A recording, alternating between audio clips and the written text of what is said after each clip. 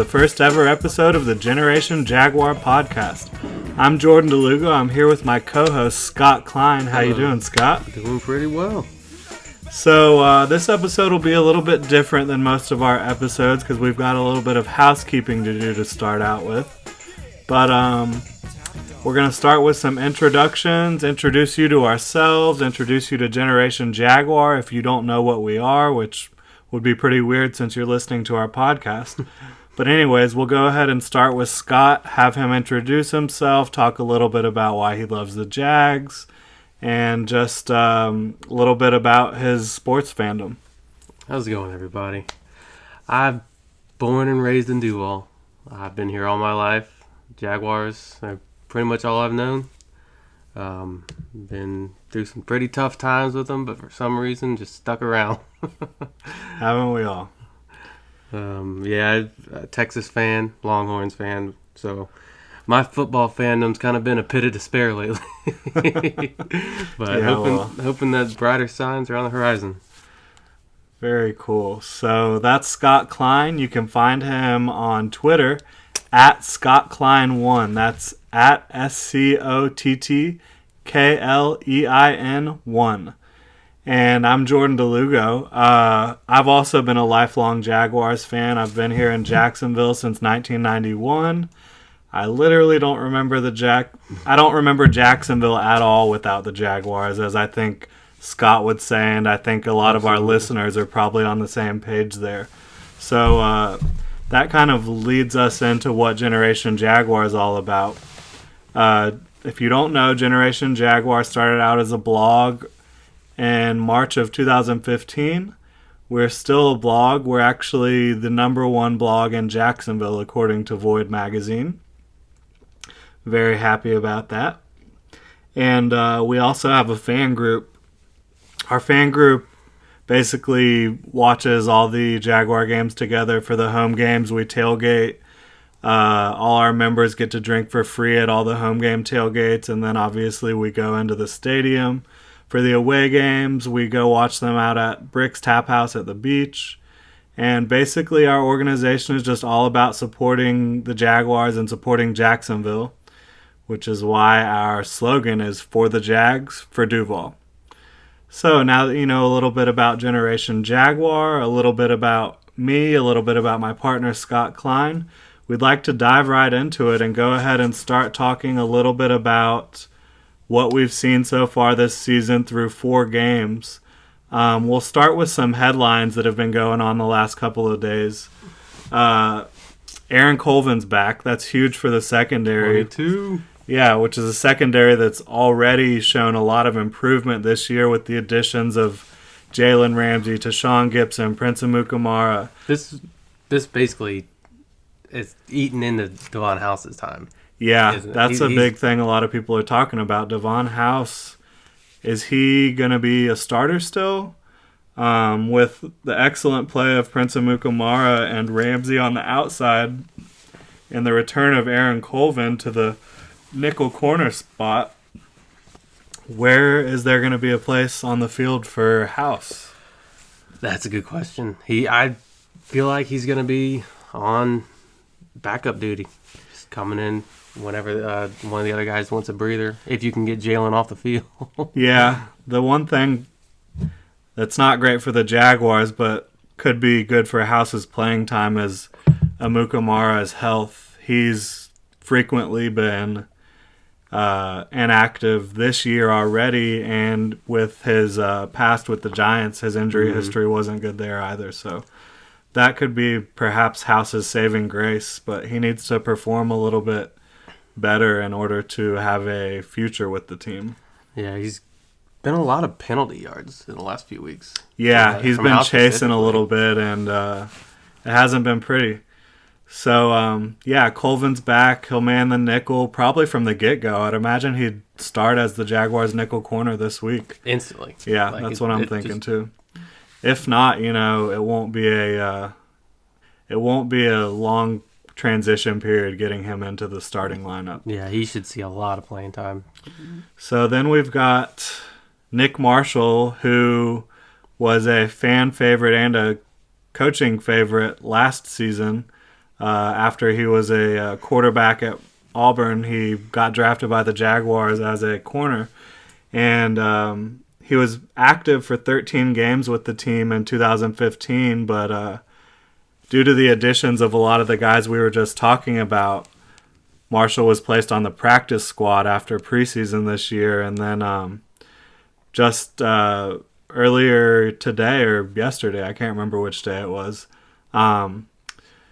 Marshall was signed by the Jets to their active roster after Eric Decker was announced that he was going to be out for the season. Yeah, he was always kind of a project. Yeah, kind total of guy. Project, but just that athleticism and length is just something that coaches covet and something that fans covet too. Yeah, he was a 5-star corner coming out of high school, and got in the right position at Auburn, got the quarterback, and then kind of took a step back, realized what was best for him, and hopefully he does awesome up in the Big Apple. Yeah, I'll be rooting for him for sure. He never did anything in Jacksonville to get him in my doghouse. Except that fumble on the punt return. Okay, yeah, there was one thing, but rookie mistake, and obviously it had to be tough for him going from a rookie being active for 13 games and then being placed on the practice squad his second year. But good for him, good for the Jets. He'll probably learn a lot from Todd Bowles, who's a great defensive coach, great secondary coach. Darrell Revis. He could learn. Yeah, he could learn some from Revis. Hopefully, learn some from the other guys up there. But yeah, I think that'll be a good situation for him. And then we obviously would be remiss if we didn't talk about the left guard. Yeah, it's weird that I'm a little bit concerned with Jokel not being in the lineup. Right. He's been surprisingly solid. Yeah, for so many years, Jokel has been the bane of our existence as Jaguar fans over at the left tackle spot. But this year, he switched to left guard and he was playing pretty well. And unfortunately, his knee just about everything in there is. Yeah. He's gonna have. I believe he had surgery already. Yeah, he did have his surgery, and he looks like he should be able to make a full recovery according to the doctors, but that full recovery will not come until after the season, unfortunately for him. But we're without Jokel, so looks like we're going to have Patrick Omame starting based on Bortles' comments earlier today. Which he filled in and whenever Jokel did go down. And right. And seemed to do pretty well. Yeah, and he started 9 games for the Bears last year, actually, which is funny that his first game starting for the Jaguars will be against his former team. But he's a guy that was undrafted that fought his way onto the roster and then fought his way into the starting lineup for the Bears, and now he'll have his shot to perhaps establish himself as the Jaguars starter going forward. He's a young guy. I believe he's only 26 years old. So he'll have a shot here. And his forte is run blocking, which ironically he had been run blocking for Matt Forte. Yeah, hopefully. No pun intended there.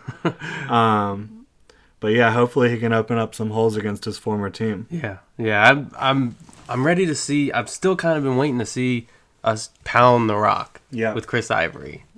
I always see every now and then they try and do an outside run. They always try and stretch the field, and I think I'm about at my wit's end with that play call. Just throw it out. Yeah, that's frustrating, especially with Ivory, because he's not a guy that you think about having great lateral quickness, which is what you need to get to the next level on those outside zone run plays. Run him straight up the gut, hit the A gap, and just go with it. Or even Yeldon for that matter. Yeah, Yeldon seems to do very well in just a mush. Yeah. Where he can just do a little jump cut, get out to the side, and just interior bouncing it out to the outside, or finding that hole up the middle. Yeah, Yeldon really stood out last week, but I think he's actually played really well all year.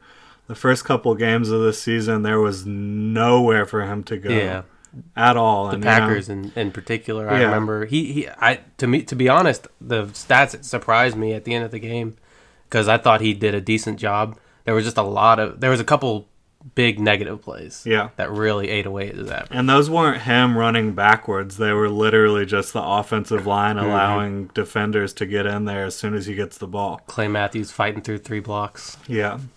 So, anyways, hopefully the left guard spot will be all good. Hopefully Omame can fill in for Joe well, and hopefully the run game can get going against a Bears defense that's been giving up a lot of yards on the ground. Yeah. Outside of that, I think Tyshawn Gibson didn't practice today, but outside that, it's been Gibson didn't sailing. practice, but that hasn't been like a major storyline. It seems like he's the type of guy that's probably going to suit up on Sunday. Yeah, so other than that, we're all healthy, all good, which is really kind of uncommon around Jacksonville and around the NFL as a whole. We've been seemingly injury prone dating back several years, and we haven't really had our full complement of players on the field for some time, but it looks like we should be good to go this Sunday, which will be really exciting to see what they can do as a full unit. It's refreshing to be not one of the league leaders with players on the IR at this point. Yeah. Being able to field the team that you envisioned in the offseason. That's something where not a lot of teams have the luxury of doing that, and for some reason this year we've kind of struck gold. It hasn't really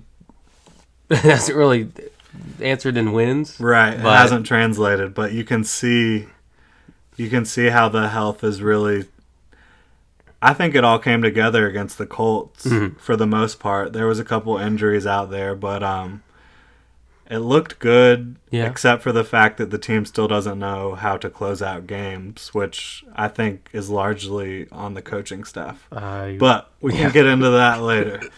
For now, since we've played 4 games, exactly a quarter of the season, we wanted to kind of break down every position group and just share with you our thoughts on every position group that's on the Jags. So obviously we have to start with quarterback.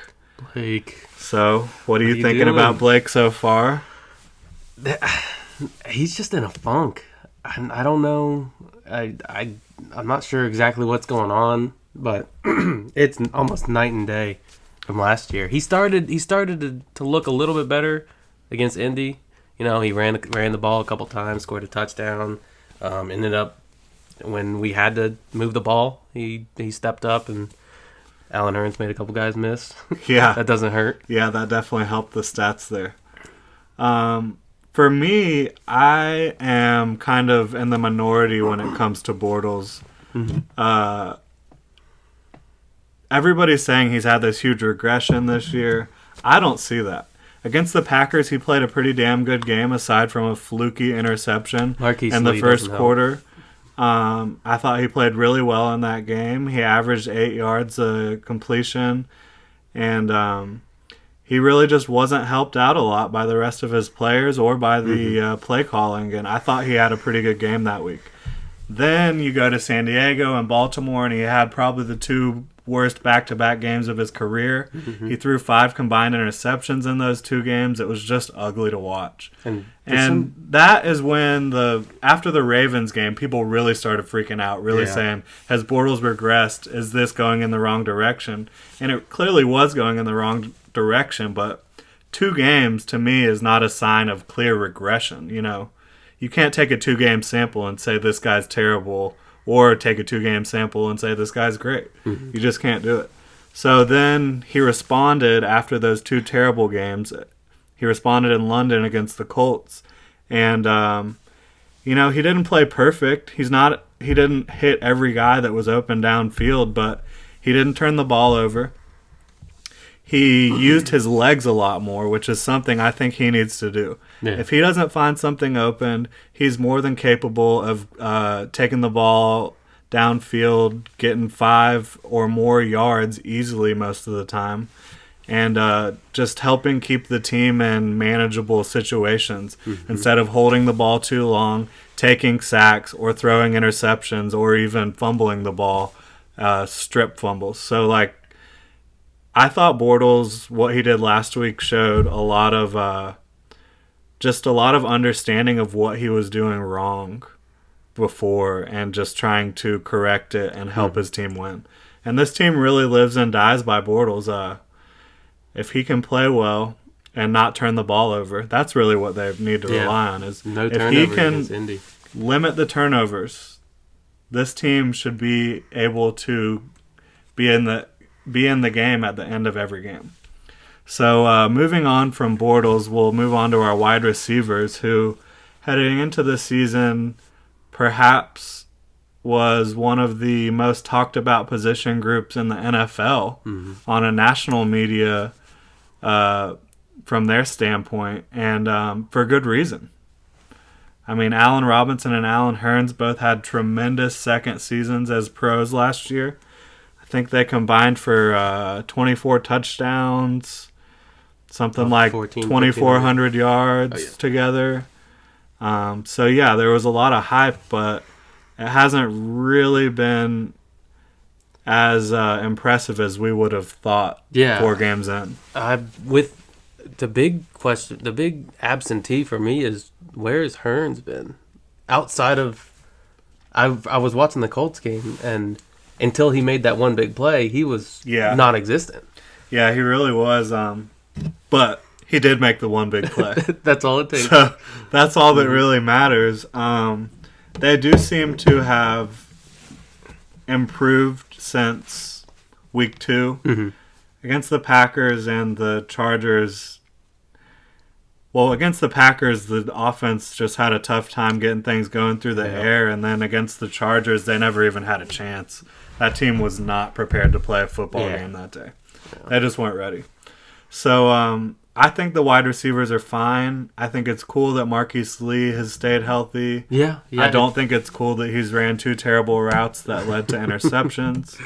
I also don't think it's cool that we haven't been able to hit him for a big pass play yet downfield. Yeah, we really haven't pushed the ball downfield. Yeah, we tried at once. All that I can remember. Yeah, we tried once last week, and Bortles just missed Lee, but got to try to get Lee downfield, and then or anybody. Yeah, for that matter. Yeah, Hurns and Robinson are both great at going vertical. Just do it. And then you've got Rashad Green, who, in my opinion, needs to just focus on being a punt returner at this point. He's too small, in my opinion, to take a pounding that the slot receiver would take in the NFL. You think Wes Welker's small. Look at Rashad Green. Rashad Green might be taller than Wes Welker, but the dude is, rail thin. I love him. He's a great Went to school with him at Florida State, even though I'm a Gator fan. Yeah, I know everybody's going to be like, what the hell is wrong with this guy? But anyways, I love Rashad Green. Would love to see him pan out as a wide receiver, but so far this year and last season, it really just hasn't translated to the field for him as a wide receiver. Love him as a punt returner, though. And then you've got, obviously, Aurelius Ben, who... Did he get cut yet? I know he played in the last game, and he didn't look very good. I think he's still on the active roster. Not a big fan of Ben. They ran one of the worst plays to him at the end of the Indy game. It was terrible. But oh my god. What are you gonna do? Trying to run out the clock, and you throw a 2-yard out route, and he runs out of bounds. Yeah, that was pretty frustrating. So I like Aurelius Ben. I just don't know what he provides to our team specifically. Pardon the interruption while Scott opens his beer over here. Sorry. I was trying to be sneaky about it. Yeah, Scott's trying to be sneaky opening up the beer. Anyways, continue. Other than that, at wide receiver, you've got Brian Walters, who's just old reliable. Love Brian Walters. Can't say anything bad about the guy. He always catches the ball. He's never gonna blow your socks off, but he's gonna be there. He's gonna make the catch when you throw it his way. Yeah. Now, since we've covered wide receiver, we can move on to running back, which has been it has been a major disappointment. The running game has been this year, which obviously that's not all to be blamed on the running backs. They've been getting nailed in the backfield a lot, not been getting a lot of room to work with, and maybe the play calling hasn't favored their running styles so far. I think they're still trying to figure out just in the flow of the game, who to put in what position. And with Chris Ivory missing with a few mysterious weeks with illness, who knows what it could be. I think just trying to with him just coming in this offseason, trying to figure out what's the best way we can use him to help our team in conjunction with this rookie that we have, or this young football player that we have. Right. It typically stuff like that takes a little bit. You're right. I don't really think that the coaching has had the best play calls in as far as the running game goes. But I think we got two good young backs that can really do well if put in the right position. Yeah, I'm with you. I like both of them. I think they're going to rebound. Hopefully this week against the Bears, they'll rebound. They should. As the Bears have been giving up almost 120 yards a game on the ground. So the running back position, still up in the air. We don't really know. It looks like Yeldon's the real deal. Like, even when he's getting tackled in the backfield, he's making people miss. Like, I love Yeldon. I think he's the man. I like Ivory too, but I'm really on the Yeldon bandwagon. And we're not even mentioning like Denard Robinson or anything. That's no to where it is now. Yeah. No. Yeah. No, it's crazy. Denard's story kind of reminds me of Nick Marshall's story. Yep. Not even because of the fact that they were both college quarterbacks, but Robinson's a guy who got a lot of play in his younger days, and now that he's getting older and the team's getting more depth and more skill at running back, he's a guy that might not even be on the roster come the end of the season or going into 2017 season. So the running backs, again, the narrative is yet to be completely written for them. I think we got some good guys in that group, though. Yeah. So yeah, we're excited about the running backs, but we just need to see what happens with them. With the tight ends, I think they've been pretty impressive. Obviously, Julius Thomas has dealt with injury a little bit. He missed the last game, but Mercedes stepping up. Yeah, Mercedes had like the best offseason he's ever had, and it's translated onto the field.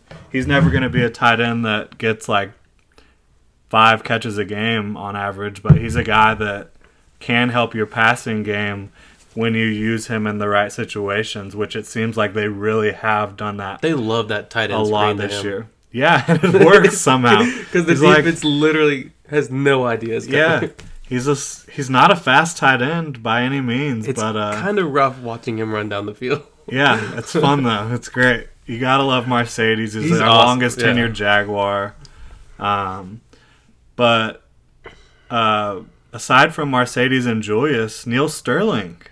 I've really liked what we've seen out of Neil Sterling. It hasn't been a huge sample size, but he made some nice plays against the Colts last week when he was forced into duty because of Julius Thomas's injury. And I think he's a guy that this team needs to really focus on grooming and developing into a player that can cause mismatches for opposing defenses when he's on the field. Because when I heard we drafted a 6'5", 240-pound wide receiver, that just those numbers alone just blew me away. Like, no, that's a tight end. And apparently the Jaguars thought the same thing. So our last position group on offense, we've got the offensive line.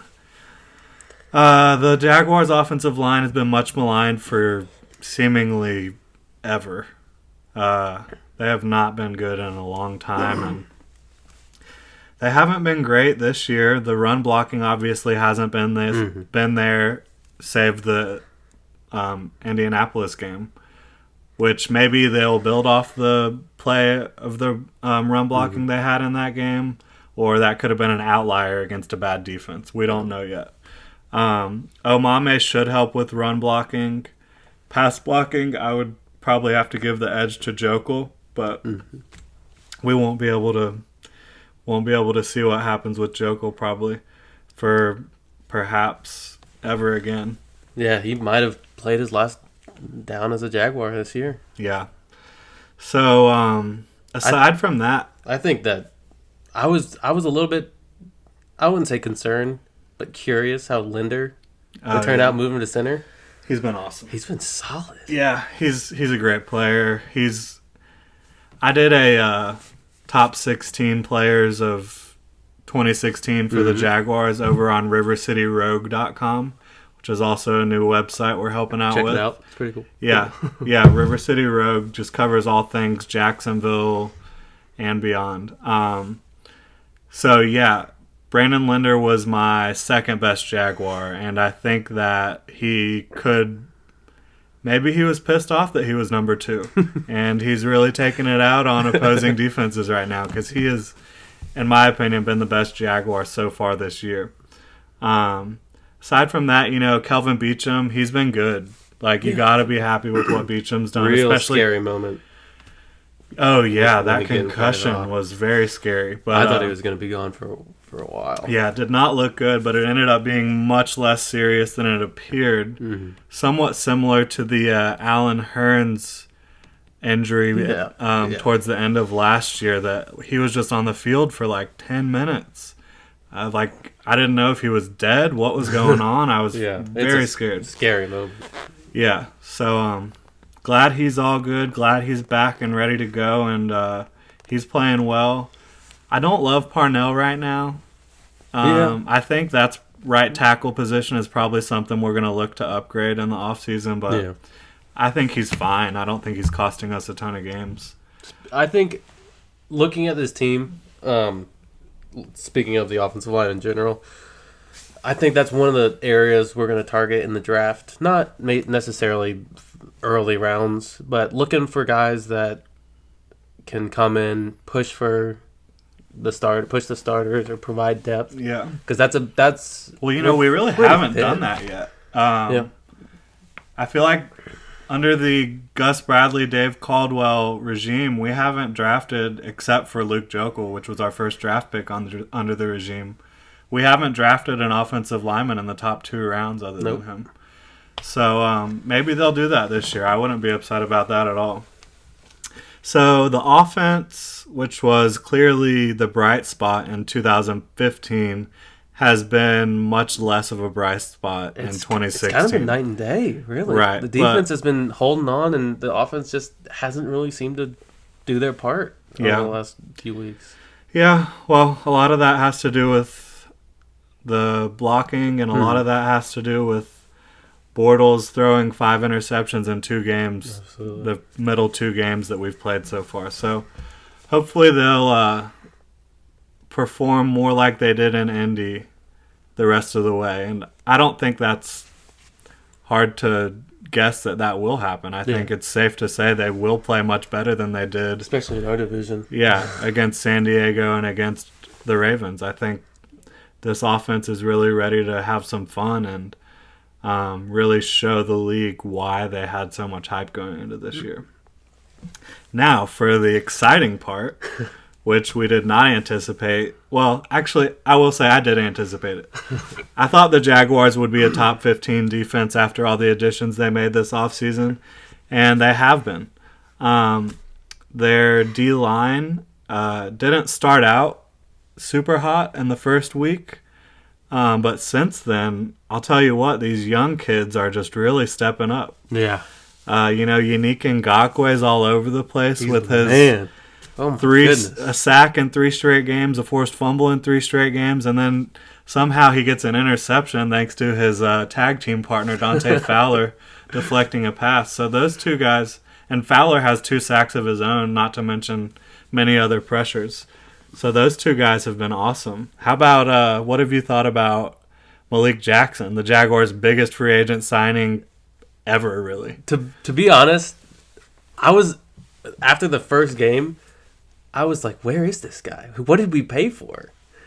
But ever since then, he's been coming along, and he's not the most talked about kind of guy because he's in the middle. He kind of gets mushed around and all those guys, but he's putting pressure on the quarterback. He's pushing the pocket.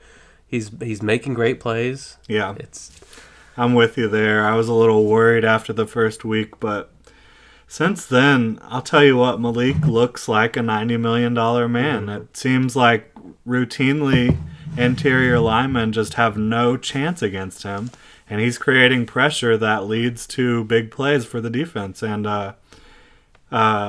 he only has 1 sack, but you cannot look at his stats to see the whole picture. He's really doing He's more well. about pushing the pocket, keeping the quarterback from being able to step up away from the defensive ends, which is letting the young guys come in and clean up. Yeah. And it's great. And to be honest, I'm kind of glad we hit on Malik and kind of missed out on the other big time free agent signing. I really wanted Olivier Vernon a lot more than Malik this offseason.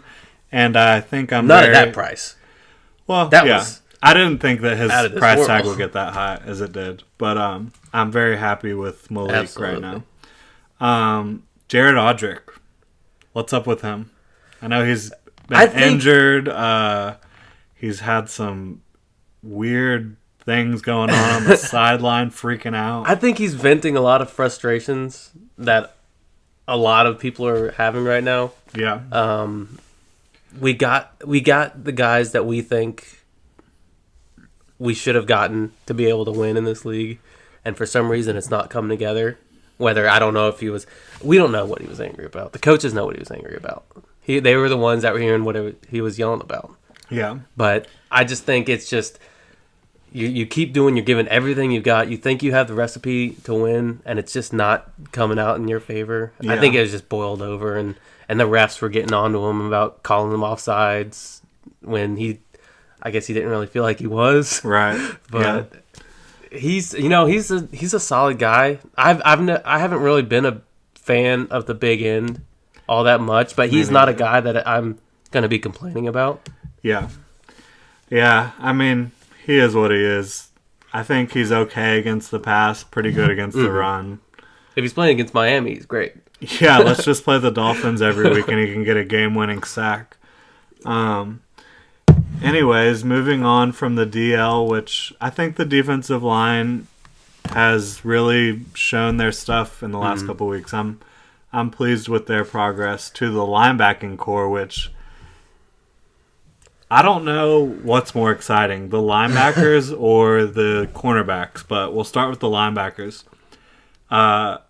Thank goodness Miles Jack is finally on the field.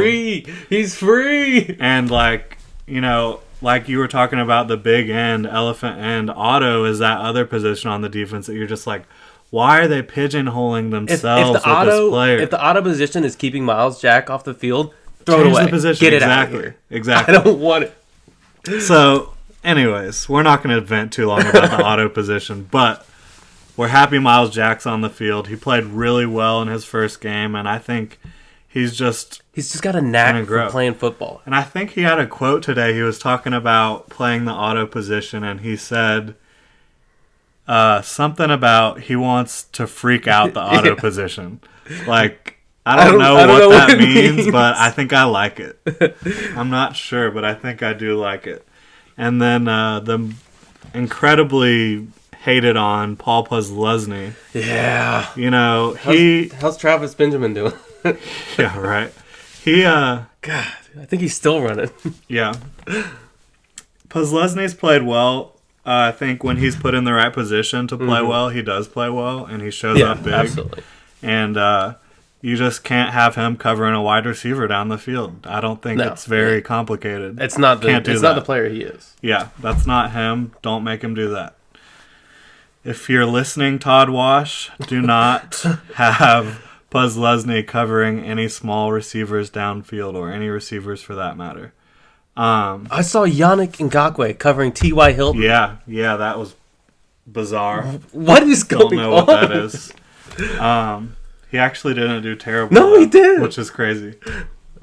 But just the fact that you have a defensive lineman running 20, 25 yards down the field with a wide receiver is just bizarre. It is. It really is.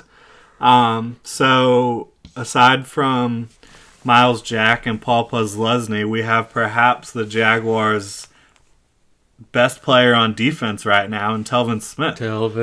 He has just been electric this whole season. He hasn't been giving up any plays downfield, which is what people criticized him for coming into 2016. And he's been just awesome against the run. Yeah, I was worried in preseason Yeah, I was too. I'm not going to lie. I think it was against the Jets. Started doing the same stuff. Oh, here we go again. Yeah. And then the regular season kicked in, and he has been a man playing with his hair on fire. Yeah, he's awesome. It's coming out of college, I thought, okay, he'll be, a guy who can be great in pass coverage because he's so quick. He'd get pushed around in the running game, but that's not the case at all. No. He's an excellent run defender. He just finds a way to not get blocked and then to lay out people that are like 10, 20 pounds bigger than him somehow. And you just got to love it. He's fiery. He's like 218-pound linebacker just running around. Soaking wet. Yeah, exactly. So got to love the linebacking core and what they're doing right now. And that's a far cry from 2 years ago. The linebacking core was just inept. Yeah, it was a decrepit, depleted, just ragtag group of who's it, what's it. So, I got to say, though, for all the people that give Posluszny crap, he's been playing good this year. The last couple games he's been playing and well. He was helping out his neighbors board up during the preparation for Hurricane Matthew. So props to you, Paul Posluszny. And MC Wale, if you're listening right now, Posluszny's playing good, and I think you're just damn wrong about Posluszny. But that's a conversation for another day.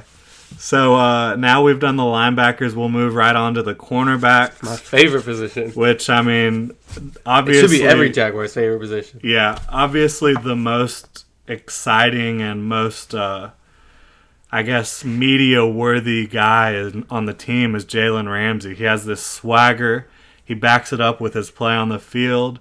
And he doesn't mind getting into it with opposing players. If I could have him play Steve Smith every game this season, I would. It's a show. I would sign up to watch that. Mic both those guys up. Just mic them up and just have one camera follow those two guys the whole game. I'm sitting and waiting for the press release of the interview of the post game interview with him. Yeah. Just to see what he's gonna say next. Yeah, Ramsey's awesome. So. On the field, he can just do it all. He's big. He's long. He can run with anybody. He can change of direction. He's got that going on for him, which for such a big guy, it's just rare. You don't see it. And then combine all that with his 40-inch vertical. He's just ridiculous. And his instincts are ridiculous. You see him constantly. He'll be covering his own guy in man coverage, but somehow he'll make a play on the ball that's intended for someone else's man. And he doesn't do it because he's jumping the route way early. He just sees the quarterback release the ball, watches his eyes, and goes and finds the ball, and it's awesome. I don't know what it is about these kids that go to school in Florida, but they have this swagger. Yeah, they do. With Telvin and Jalen and Dante. Yeah, man. It makes me excited. Just to see them jumping around in the huddle. Yeah, man, you're about to jump out of your chair right now. I'm ready to go. We need to get you some shoulder pads. Well, hold on now. Hold on. Let's not get too far. But no, it's just they make me excited. Whenever they're out there making plays, they're jumping, they're yelling, they're ready to go. And it's so much fun to watch. It really is.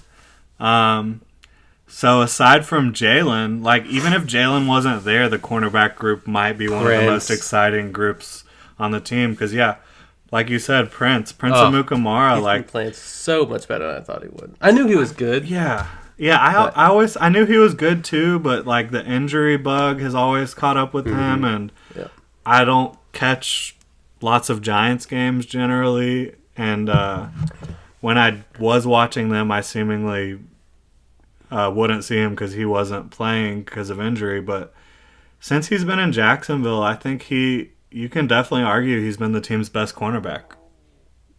I mean, you wouldn't ever say that he's going to be, maybe even next year, but right now, he might be the team's best cornerback. It's either him or Jalen. Yeah, to be honest, they're playing at such a high level. The only person that I see really get picked on is Devon House, who's not. And it's been probably going to lose all playing year. Time. That Randall Cobb touchdown against Devon House, I feel like he's just that guy that's never in terrible position, but somehow the ball always gets completed on him. Yeah.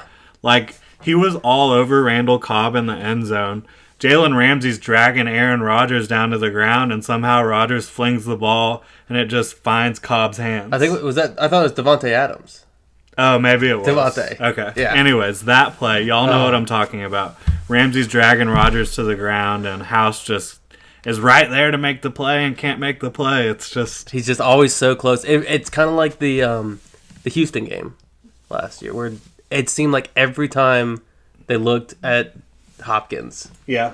And he was right. House was right there. He made some ridiculous plays. That'll happen when you're playing against Hopkins. Well, yeah. It's hard to say you're going up against one of the best wide receivers in the league. But it's just... He plays really well. Yeah. But between the close calls and the penalties, and to be honest, this guy's just playing better than him. Well, we're running out of time here, so we need to move on from the cornerbacks to the safeties. And real quickly, I'll just say, still don't love John Cyprien, but I can tell he has been playing better this year. I do, however, love Tashawn Gibson. He hasn't showed up consistently all the time, but I do like what he's doing. I do like that he was able to make the interception that should have helped win us the game against Baltimore. I'm a fan. Bottom line. Yeah, we're on a little bit different stance on that. I haven't, and it's not to be not to say I'm disappointed in him. I haven't really seen much. Yeah, I haven't really noticed him being a difference maker outside of the interception that Jalen kind of did a tip drill to him. Yeah. Here you go, buddy. Yeah. So, what about Sip, though? Real quick thought. Yeah. He's getting hosed by the refs once again. But he's just, don't put him in coverage. He's just, I know that's easier said than done because you don't want to be predictable as a defense, but he's borderline a liability. Yeah. I mean, you put him in the box. Sometimes I worry about his tackling, but outside of that, it's hard to. Yeah, like he hasn't been perfect, obviously, this year, but I think he has been better. I think this is one of his better years. Yeah. So that is it for our position group review 4 games in. I'll remind you're listening to the first ever episode of the Generation Jaguar podcast. You can find Generation Jaguar online at GenJag.com. They cover all the latest... do it. Do it.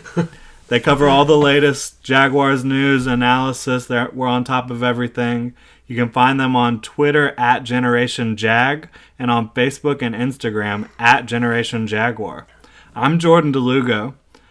You can follow me on Facebook, Twitter, and Instagram at Jordan DeLugo. That's JordanDelugo. I'm here with my co-host Scott Klein, and you can follow him on Twitter at ScottKlein1. Klein is spelled Klein. I guess I got to start tweeting a lot more now. Yeah, man. You just got to get on it. It's a duty now. It's a civil duty. Yeah. Our listeners want to hear what you have to say, Scott. All right. So anyways, we've been taking up way too much time. Yeah, we got to rush. We're going to have to rush through the preview for the Bears game, but I think we can get it done. So, for setting the table with this one, obviously, health is always a key issue in every NFL game. They got a lot of guys out. Yeah, the Jaguars are healthy and the Bears are not. Jay Cutler's out, which has actually been a blessing for the Bears. We'll get into that. Kyle Fuller's out. Eddie Goldman's out. Pernell McPhee's out. Lamar Houston's out. Kevin White's out. Leonard Floyd's out. The list goes on and on. And those aren't just names. Those are guys that they were heavily reliant upon heading into this season. Yeah, those are first-line guys on their team that they were hoping to rely on. Yeah, they're decimated by the injuries, but they still were able, offensively at least lately, they've been able to play good, and a lot of that has been, at least in part, to Brian freaking Hoyer. Who knew Jay Cutler getting hurt was the best thing to happen to the Bears? Yeah, well, I bet you a lot of their Bears fans would say they knew it all along. Because I think a lot of them have been fed up with Cutler for a while. But anyways, Hoyer just been incredible the last 3 games. 108 passer rating on the season. He's thrown for 300-plus yards in the last 3 games. And he's on a real hot streak right now. And on top of that, last year when he played for Houston, he torched the Jaguars in both games, helping the Texans put up over 30 points in both games, and both of them were wins. So, Yeah. I mean, Hoyer's a guy that has done it against the Jaguars, and he's done it recently against other teams, and the Jaguars just need to be on their P's and Q's. They can't go into this game the same way they went into the Chargers game. They need to be ready to play, or the Bears are going to smoke them. Absolutely. Yeah, he's a real hot and cold kind of guy. Yeah. But against us, he's been hot. So it's just because he's the backup doesn't mean we can really take it easy. Exactly. So it's going to be something to watch out for because he's been playing great. He really has. So, aside from Hoyer torching the Jaguars last year and being on a real hot streak, it'll be an interesting matchup because, like we said earlier, our secondary has just been playing so much better. Yeah, defense is a lot different this year. Yeah, they're seventh. The Jaguars were seventh in the NFL on defense and yards per game allowed, and we're also seventh in passing yards a game allowed. And we're only giving up 198 yards through the air a game, which is pretty good. That's great. Moving on, the Bears' defense, they've been decent against the pass. It's impressive with all the people that they have out. Yeah, but they have not been good against the run so far this year. And that might be just exactly what the Jaguars need to play against, a team that cannot stop the run, because the Jaguars desperately... Seems like we played a team kind of like that not too long ago. Yeah. The Jaguars desperately need to keep that momentum going from the Colts game, because keep the ball rolling. Other than that last game against the Colts, the run game has just been non-existent. So hopefully for the Jaguars, they'll be able to get it going against this Bears D that's giving up an average of 120 yards a game on the ground almost. What's up with Alshon Jeffrey? Dude's on my fantasy team, and he's killing me. I haven't trusted him since he left college. He's always been just a fat guy to me. No, he was fat at South Carolina, no doubt. He's 49th in the league in targets. Yeah, that's not his fault. He's a guy like Allen Robinson. Just throw him the ball. Yeah. Just get it to him. Although, when you have, what is it, Cameron Meredith? Yeah, just going for 130 yards. Yeah. It doesn't hurt when you're able to look somebody else's way. Yeah, you're right, but I mean, the Bears, they need Alshon to get him going. They've won one game. Yeah. They get Alshon get your best football players the ball. And just Alshon, his matchup with Jalen Ramsey, that's gonna be which fun. I think that's what will happen. I think prior to Jalen Ramsey establishing himself, and prior to him even being on the Jaguars, they weren't moving cornerbacks to follow receivers. The Jaguars defense wasn't. I think now Ramsey did it last week with Hilton, with T.Y. Hilton, and I think they're going to probably try to keep doing that, because if he can take away your opponent's best receiver, just do it. I think he's given up like 80 yards in the past 5 games. Yeah, if you don't include that touchdown, which it on Ramsey? Was it on Gibson? Yeah, we're talking about that Philip Dorsett touchdown where it was just clearly a blown coverage. It's not exactly clear whose fault that was, but I'm going to go ahead and say I don't think it was Ramsey's. It looked like Gibson was cutting on the out. Yeah. When the safety is the last line of defense, and you got a guy running 20 yards behind him. Yeah. So, other than that, I mean, Jordan Howard. Yeah. I see his name on the itinerary, and it already gets my blood boiling, because I know he's been playing lights out. Yeah. The last couple of games. I know personally because he decimated my fantasy team. These Bears are just killing us in fantasy. I have Alshon. He's not doing anything. Ugh. You're playing against Jordan Howard. Who the hell knows who he is? And he's just torching you. And he's a guy. He's been averaging over 5 yards a carry this season. He's just been really impressive. Guy that came out of nowhere. And 5th round pick, I think it was. Yeah. The 2 guys in front of him, Kadeem Carey and Jeremy Langford. Langford being the starter. Langford's had some injury troubles, and he hasn't been particularly impressive when he's been healthy. I think he's coming back this week, actually. Yeah. Hopefully they give him the ball. Yeah, go with your starter. Yeah, just give the ball to Jeremy Langford and not Jordan Howard, and we'll be all happy. Well, time ran out on us really quick here, Scott. I think we had a okay first show. There's definitely some things we can improve on. But the most important thing is we had a good time, and I think that everybody listening will have a good time. And I cannot wait for next week. Yeah, hopefully we can come back next week and talk to you about a Jaguars victory against the Bears. I'm going to be all sorts of fired up. Hell yeah. So again, I'm Jordan DeLugo. You can follow me at Jordan DeLugo on Facebook, Twitter, and Instagram. I'm with Scott Klein. You can follow him at Scott Klein1.